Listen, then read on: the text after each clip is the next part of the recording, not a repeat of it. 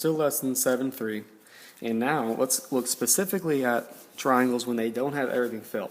In this case, I don't know these triangles are congruent because not everything's filled in.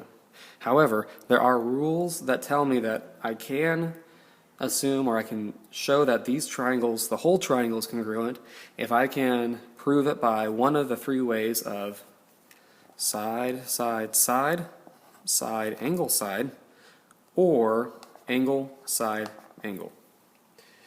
So if I can prove that these triangles are congruent in these three areas, then I can prove that the entire triangle is congruent, not just the areas mentioned. So side, side, side.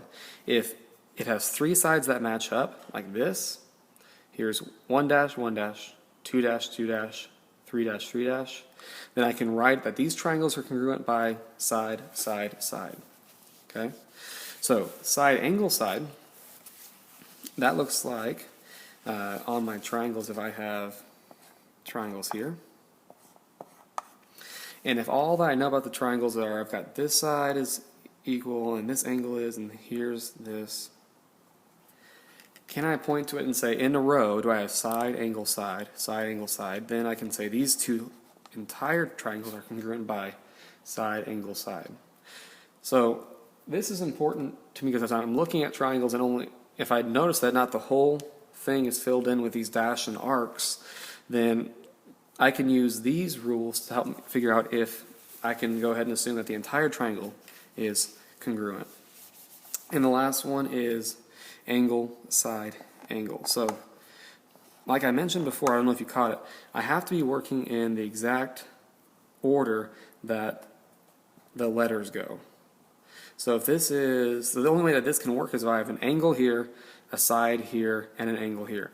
This method would not work if I had this over here and I said angle, side, angle, because what I'm doing is I'm skipping over this side right here. They have to be all in a row.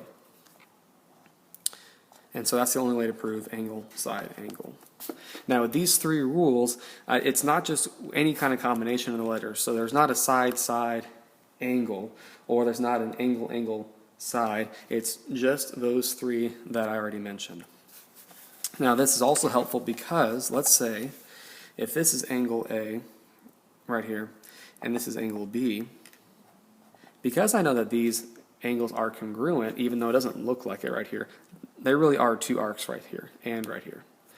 Because I know that angle B and angle A are already congruent, that's helpful for me because if I know that angle A is equal to 65 degrees and they ask me what is the measure of angle B, and and they don't tell me, but really they gave me enough information to help solve that problem.